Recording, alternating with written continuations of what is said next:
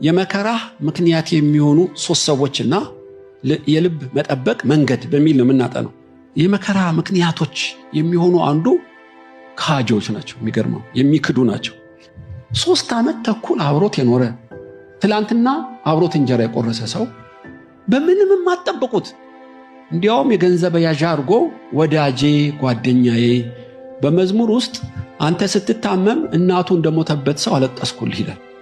በጣም የቅርብ ወዳጅ የነበረው ይሁዳ ሰራዊት ይዞ የሮም ወታደሮችን ይዞ ሰይፍና ጎመድ ይዞ እነሱን በጨለማ እየመራ እኔ የምሰማው እሱ ነው ብሎ ስውር ምልክት ኮድ ሰጥቷቸው ሲመጣ ስታዩ እንደ ሰው መብረቅ ነው የሚመታችሁ። በእውነት ሐናና ቀያፋ ወይም ሮማውያን ምንም አይደሉም። ይሁዳ በጣም ከባድ ነው እና ክህደት አንዱ ከባድ የመከራ ምንጭ የሚክዱ ሰዎች ናቸው ይላል ዮሐንስ ወንጌል ላይ።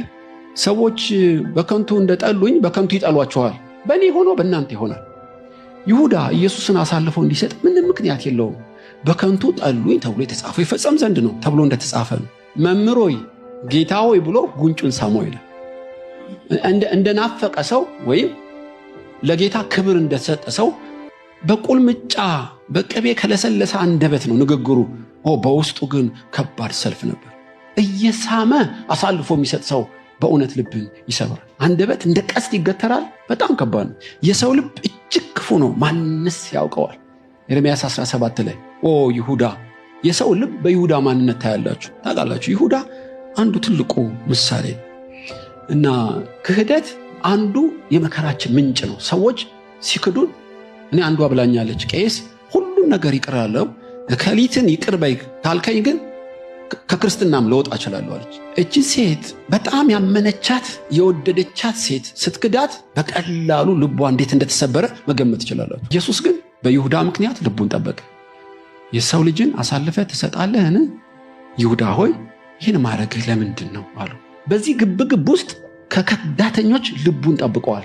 በእርግጥ መከራ የሚያመጡት ከዳተኞች ናቸው እና ብዙ ቅዱሳን በእግዚአብሔር ቤት ውስጥ ብዙ ስላሉ ከተገረዙት ወገንም አይ ክርስትና ብሎ ድሮ ቀረ የሚሉ ሁለተኛ ቸርች አልመጣም የሚሉ ገጥመውኛል።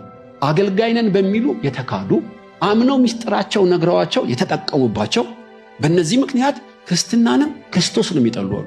ልብን መጠበቅ ግድ ነው። አሉ ከዳተኞች በእግዚአብሔር ቤት ኖረው ታምኗቸው የማይታመኑ በጣም አታላዮች፣ የመሳምና የንግግር ችሎታ ያላቸው እናንተን ለራሳቸው የሚጠቀሙባችሁ ብዙ አሉ። ገንዘብ ለማግኘት ሊሆን ይችላል እና ክብር ለማግኘት ሊሆን ይችላል እና ኢየሱስን